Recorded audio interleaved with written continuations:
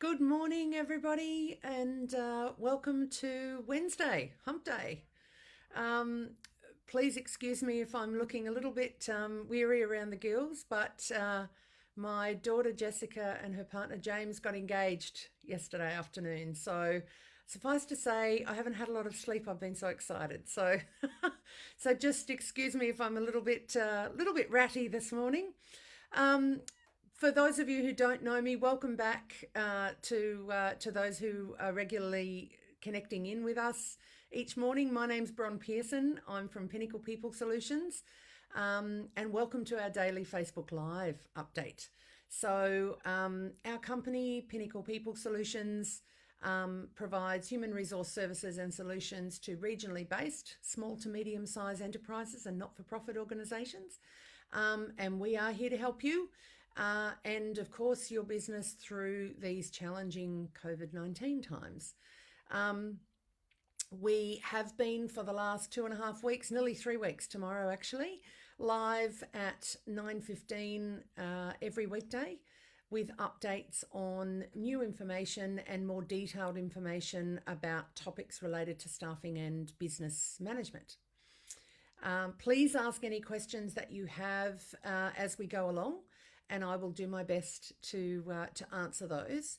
Outside of those, of course, of course, you can contact me and my illustrious team anytime on Facebook.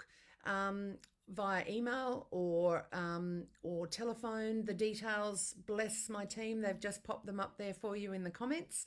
Good morning to Jess and to Michelle, and to others who will be joining us, who have joined us. Good morning.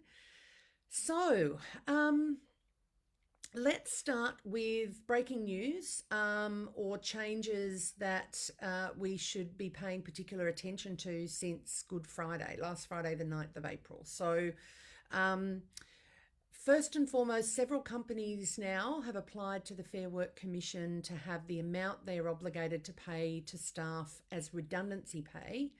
And redundancy pay provisions are enshrined in the National Employment Standards, which sits alongside the Fair Work Act. So we've had a number of companies apply now to the Fair Work Commission to have the amount they're obligated to pay to staff as redundancy pay under the NES reduced due to the company's financial hardship. A few have been successful. I'm happy to provide more information about that to anybody who is interested. So just let me know, and we can give you that detail of those cases. But it does remind you, as small to medium business owners that are watching this, that you do have the option under the Fair Work Act. There is the capacity to go to the Fair Work Commission and ask for a reduction based on your company's financial circumstances.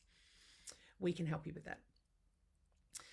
We've also had more clarity come out overnight around the ATO process and the eligibility for applying for JobKeeper.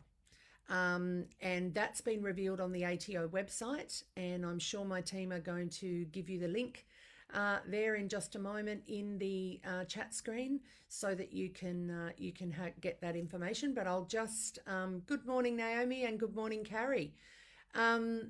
So I'll just make particular mention of, or particular notes about some of the further detail we've had about JobKeeper, because obviously last Thursday, after the legislation had come through on the Wednesday evening, we did a deep dive into JobKeeper, and we will be updating you, and in fact we'll be doing a further update tomorrow on implementing JobKeeper.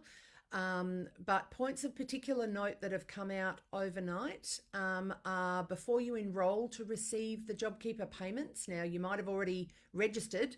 That's different to enrolling, okay? So registration, hopefully you've already done that. You've gone up onto the ATO website and registered. But before you enrol, which is the formal process the ATO will open to businesses shortly, you need to notify each eligible employee that you might have that you intend to apply for JobKeeper, and you intend to nominate them as eligible employees under the JobKeeper scheme. So you must formally notify them. You must tell those employees that you've nominated them as eligible employees to claim the JobKeeper payment. And in turn, those employees that you have nominated as eligible must agree to be nominated by you by completing the JobKeeper employee nomination notice form and returning it to you for your records. The information about this and access to that form is available on that ATO link, of course, and I'll get to this towards the end of the presentation live stream this morning, but we can do all of this for you and with you. So that's just something to bear in mind. So the staff member needs to fill out the JobKeeper employee nomination notice and return it to you for your records. How you choose to project your fall in turnover that you would need to provide to evidence to the ATO is not dependent on whether you report a quarterly or a monthly BAS, although you can do that if that's easier. The turnover calculation is based on GST turnover. But there are some modifications, including disregarding GST grouping where two or more associated business entities operate as a single GST group. The ATO will be giving us more information soon about applying the turnover test, so watch this space as we get more information. If you work out that you qualify for the JobKeeper payments for the first fortnight because your turnover has declined by the relevant amount, you remain eligible and do not need to keep testing turnover in the following months. This is really important. There is one test at the outset. However, you will have to have ongoing monthly reporting requirements to the ATO, and we will get more information from the ATO shortly about what that looks like as well. So again, watch this space. We'll give you more information as soon as we have it. In addition, the Commissioner of Taxation has also been given the discretion to set out alternative tests that can establish your eligibility when turnover periods are not appropriately comparable. For example, if your business has been in operation for less than a year, if your income or revenue is really lumpy, we're expecting more information from the ATO shortly in terms of alternative tests, and again, we'll keep you in the loop around that.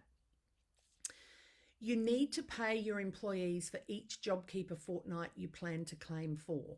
So the first fortnight is from the 30th of March to the 12th of April, and each JobKeeper fortnight follows after that. For the first two fortnights, so that's the 30th of March to the 12th of April and the 13th of April to the 26th of April, the ATO will accept the minimum $1,500 payment per fortnight has been paid by you, even if it's been paid late, provided that it's paid by you by the end of April. So this will go up in our updated Q&A as well, but that's really important because we've had a lot of employers ask us, what if we can't afford to be paying this? We've already stood staff down, for example. We're not currently paying them. How can we afford to do this? You need to have paid them by the end of April. That means you can make two fortnightly payments of at least $1,500 per fortnight before the end of April, or a combined payment of at least $3,000 before the end of April. And then the ATO will reimburse in the first week of May. I think it's about the 4th of May. Please talk to your bank. The Banking Association has said that all banks are going to be receptive to businesses that might need some extended credit in order to be able to make those payments in April before the reimbursements begin to come through.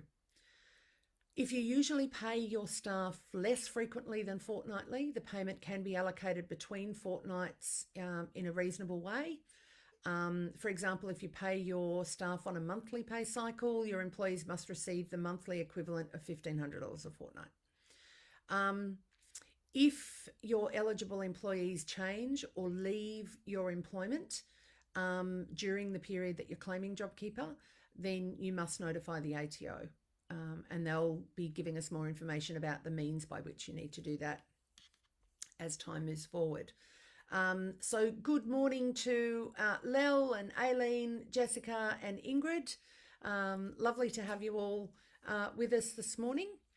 Okay, so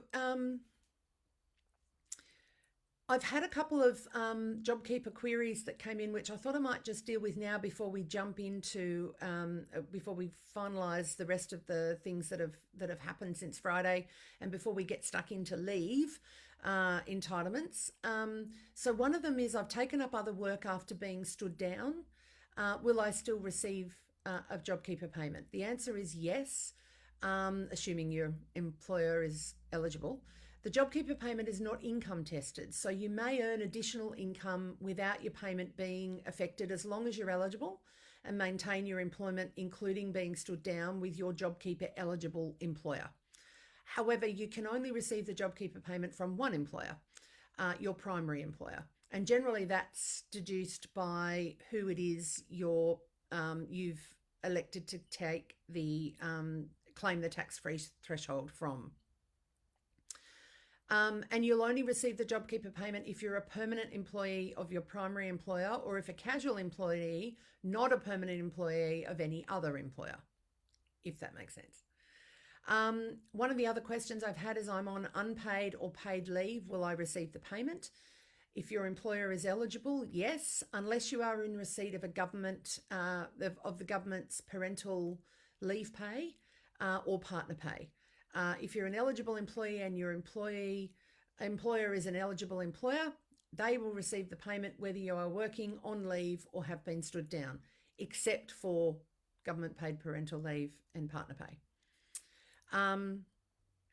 And let me be really clear about government paid parental leave and partner pay, or dad and partner pay.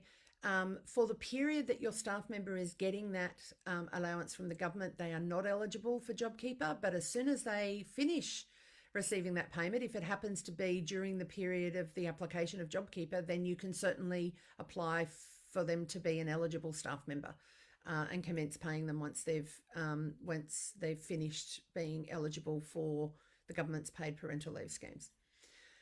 So, just very quickly, we've also had some changes since last Friday in terms of higher education. So, some big news coming out of the government, the federal government there. So, the government has indicated it will slash prices and fees for short online courses provided by universities and private online higher education providers. The courses will begin at the beginning of May and will initially run for 6 months. The government is to guarantee university funding at existing levels, even if there's a fall in domestic student numbers. So there's some surety for higher education providers this year. Tertiary and international education providers will receive regulatory fee relief in order to better support domestic and international students. There are also to be exemptions for higher education providers from loan fees under fee help and VET student loans also. The package is designed to help universities and private providers, as well as people who've lost their jobs who are looking to retrain. There is to be significant regulatory and fee relief provided to the vocational education and training sector, as well as higher ed. So watch out for those online courses. They're in areas of considered frontline and demand. So get up and have a look at those. Also, we had an announcement from the New South Wales government that parents will not have to pay preschool charges or fees for up to 6 months under a $51 million New South Wales government package. We're also going to pop up the media releases for higher education and the New South Wales preschool fees program in a moment, so watch out for those.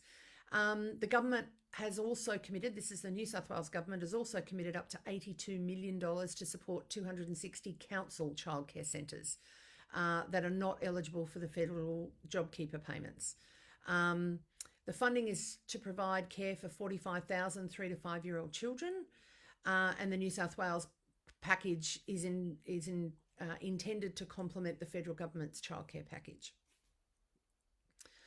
Okay, so that is our overview of major shifts, changes, explanations, further detail, etc., that we've received on relevant issues for you since Good Friday, so since the 9th of April. Today, our spotlight topic, and big welcome to Annette, Kieran and Francis, who have joined us this morning as well. I would encourage you to, for those who've just joined us, don't hesitate to ask questions in the chat screen as we're going through. I will answer them as much as I possibly can on the spot. If there's anything I need to take on notice, I'll do that, and at next live stream tomorrow morning, I'll answer any questions that I had to take on notice. Okay, so today we're walking through leave entitlements and obligations during this pandemic. A lot of this will apply irrespective of whether or not we're in a pandemic, but I've put it in the context of COVID-19 because there are some elements around leave entitlements that have shifted temporarily, or new leave components that have been introduced for this period of time. In particular, we're going to have a look at personal carers leave, annual leave, parental leave, and long service leave. All, of course, but long service leave are provided for in the National Employment Standards. The long service leave is a matter of state legislation. Each state has its own Long Service Leave Act. We're also going to have a look at unpaid pandemic leave, which was one of the new elements that was introduced in the majority of modern awards recently by the Fair Work Commission. And we're also going to have a look at changes to notice requirements when you have to give the option, and when you have to give the option of paid leave, etc. So we're going to look at the practical aspects of all of these this morning. So I need to be really clear at the outset, and I will mention this during this morning's discussion probably more than once, and that is that you can't give a stand down direction. It does not apply to an employee of yours during a period when they are taking paid or unpaid leave that is authorised by you as the employer, or they're otherwise authorised to be absent from their employment from you. So I need to put that caveat on there. That's really important to remember, and I will remind us about that. Okay, so personal carers leave. The definition of the eligibility of personal carers leave is that you yourself as the employee, as an employee, or your employees can't work due to their own illness or injury, or because they need to provide care to an immediate family member of the household who is themselves ill or injured and who cannot care for themselves, or to help during a family emergency. So paid personal carers leave for full-time and part-time staff eligible under the National Employment Standards is 10 days per annum, and it's cumulative. And once that's exhausted, provided the staff member meets the eligibility criteria, they can then go on a period of unpaid personal carers leave. I've been asked a number of questions about personal carers leave particularly since the pandemic crisis began, because we had a number of employers with a range of different questions, and employees as well. One of the most common ones that I'm just going to address now, but ask away any others that you have or come up for you, is what about working from home and caring for children at the same time? That's come up numerous times, where you've got staff who you have asked as the employer to work remotely. That's one of the directions that you're now allowed to give if you are deemed eligible for JobKeeper. There have been changes to the Fair Work Act to allow for employers to give directions. I talked about that last Thursday. I'll revisit some of that tomorrow in the implementing JobKeeper session. This really is up to the employer. We've got employers who are navigating that space very carefully at the moment, and they've got their staff, they're paying them to work from home, but they know that they've got school-age children or preschool or under children if they're not in daycare, like they would normally be, needing to be cared for at home. It really is up to you as the employer, and I would encourage you to have really good open communication with your staff around this. Checking in with them frequently as to how they're coping. If you're concerned that, or they're concerned that they're not able to do both, then you might come to an agreement that the staff member take their paid and then a period of unpaid personal carers leave. Bearing in mind, you can't stand a staff member down while they're on authorised paid or unpaid leave from you. So need to make that really clear again. Okay, so personal carers leave, again, it's an entitlement under the National Employment Standards for all full-time and part-time staff, the paid version. The unpaid is also available to casual staff.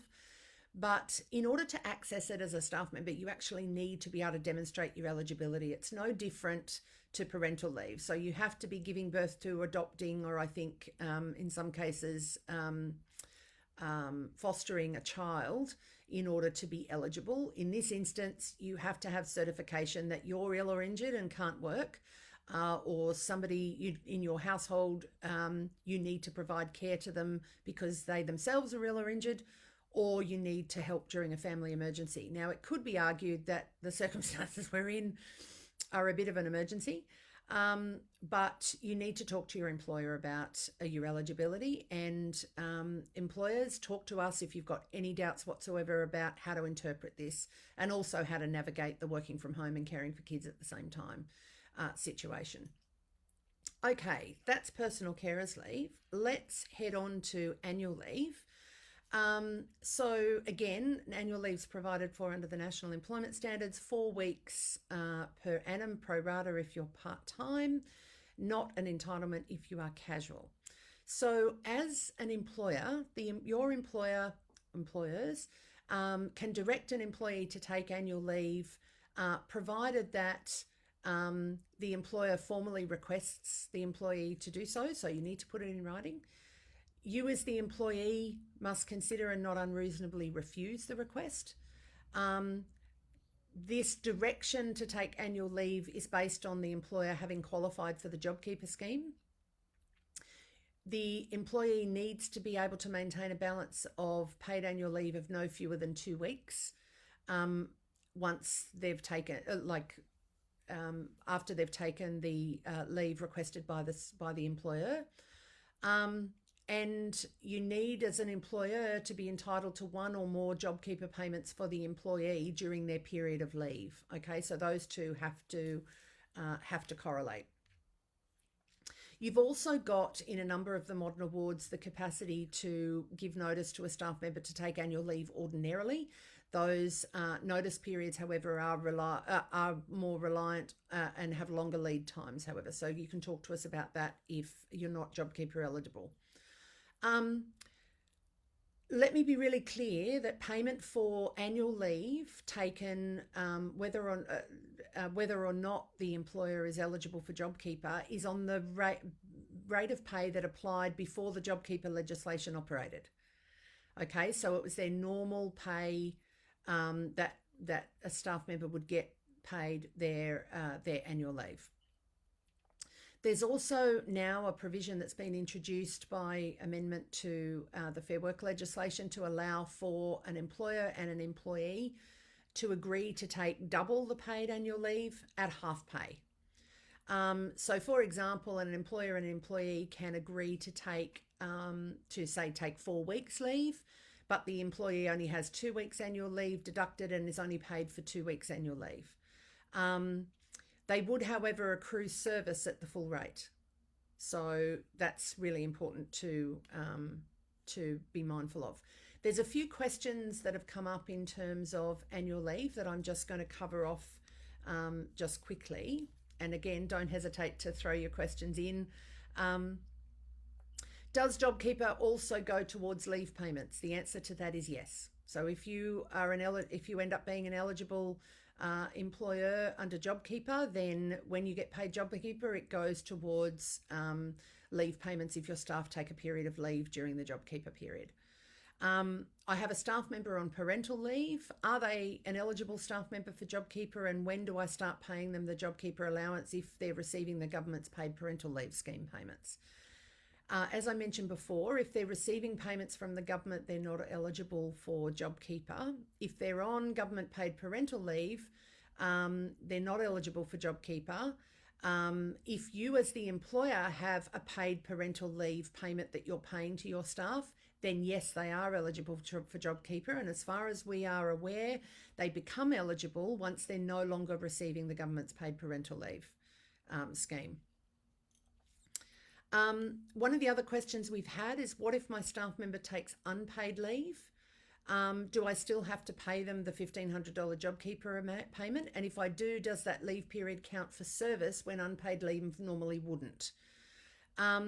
If your staff member's on leave of any sort and you're eligible for JobKeeper, then they still get JobKeeper. Normal service accrual requirements apply. So note that if they're on paid annual leave at half pay, as agreed between you and your employee, they accrue service at the normal rate. That's really important to remember. No specific mention yet is made of unpaid leave in the legislation. So presumably entitlements continue to accrue as normal. That is, they don't accrue during periods of unpaid leave, except for unpaid pandemic leave, but we're coming to that. I know there are so many buts.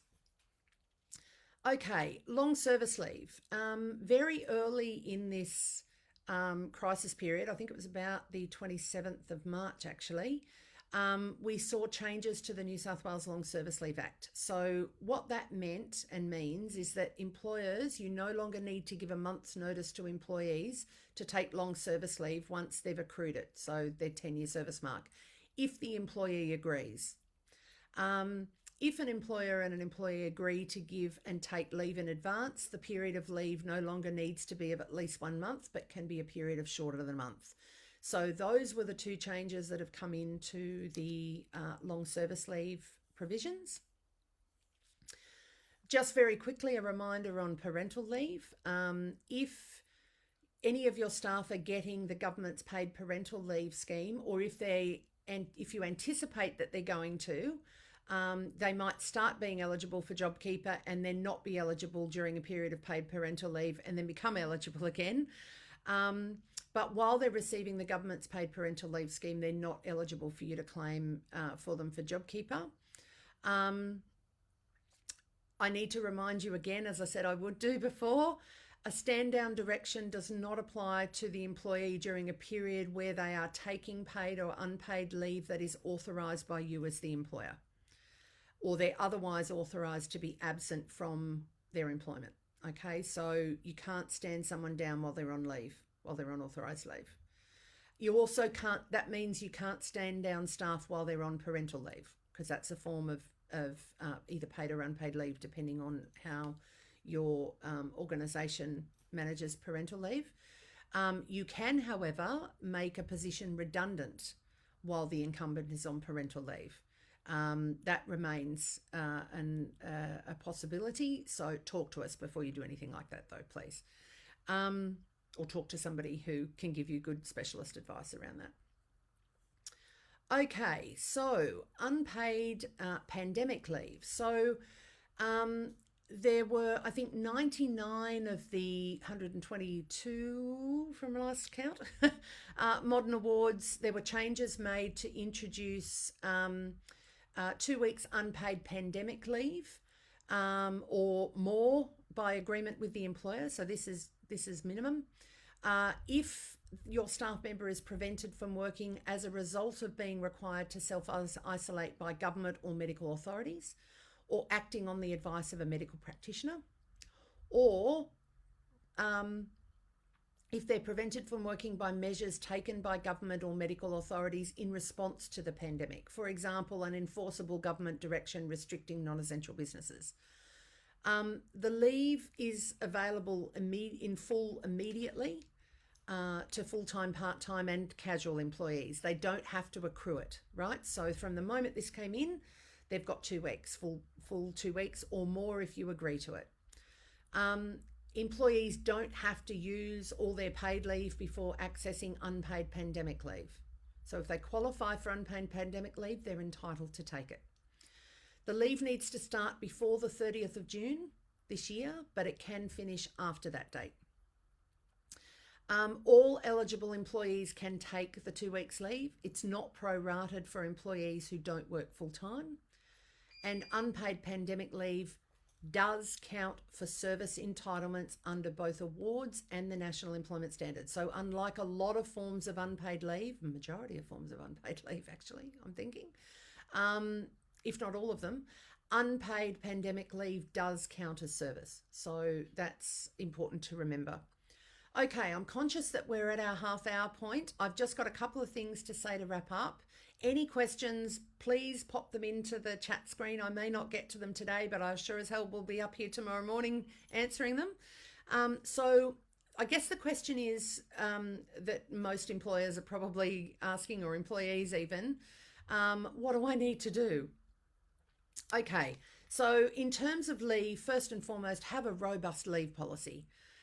Make sure that entitlements and obligations are absolutely crystal clear. I cannot tell you how many organisations we've supported to try and get through big messes who did not have a leave policy and appropriate leave record keeping, which is one of your obligations under the Fair Work Act. So talk to us if you don't have this in place. Very happy to help you get it in place, and nice and fast.